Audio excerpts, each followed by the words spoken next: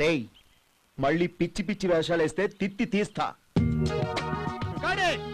Lunch time అయింది, break break.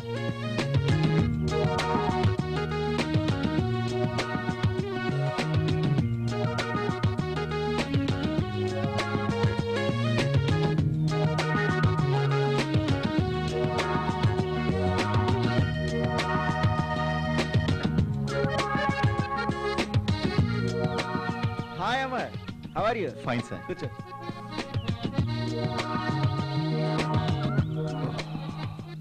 మిర్రరేమా? చాలా టైర్డ్గా కనిపిస్తున్నారు. వరుస షూటింగ్స్ కదా, రెస్ట్ లేకుండా పోయింది.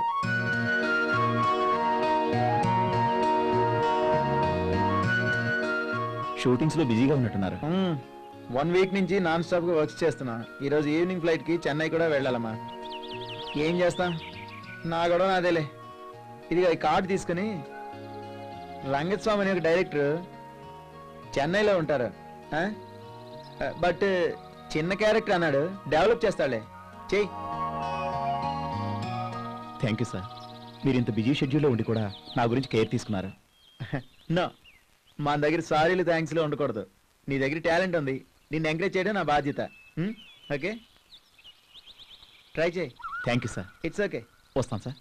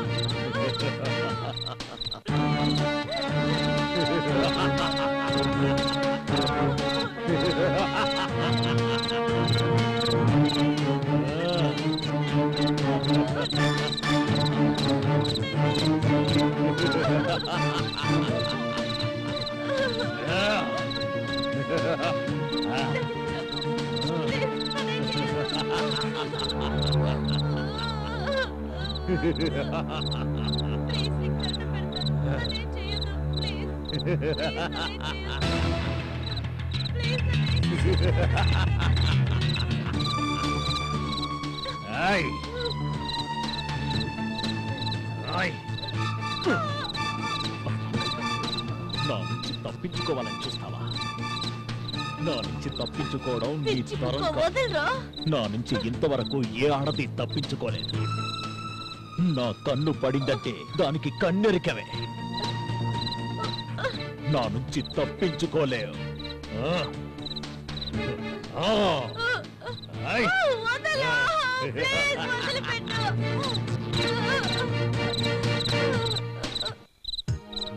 బాగా చేస్తున్నారు.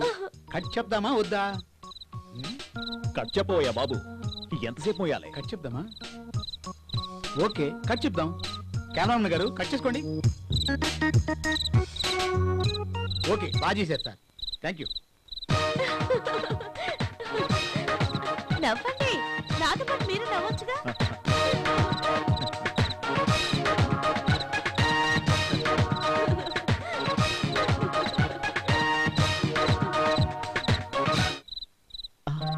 Sorry Ramya, no problem sir. ఇది నా 100వ సినిమాలో 100వ రేప్. నేను రేప్ చేసిన ప్రతి సినిమా 100 డేస్. అందువల్ల ప్రొడ్యూసర్స్, డైరెక్టర్స్ వాళ్ళ ప్రెజర్ ఎక్కువైంది.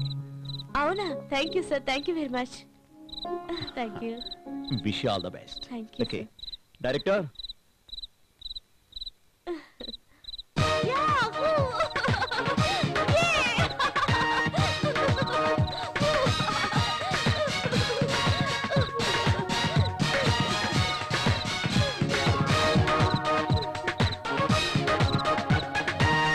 అమర్, ఎలా ఉన్నావు నాయనా? నేను బానే ఉన్నానమ్మా, నువ్వెలా ఉన్నావు? ఎలా బాగుంటావురా? నువ్వు వెళ్ళి 2 నెలలైంది. కనీసం బాగున్నావా అమ్మని కార్డు రాసేసరి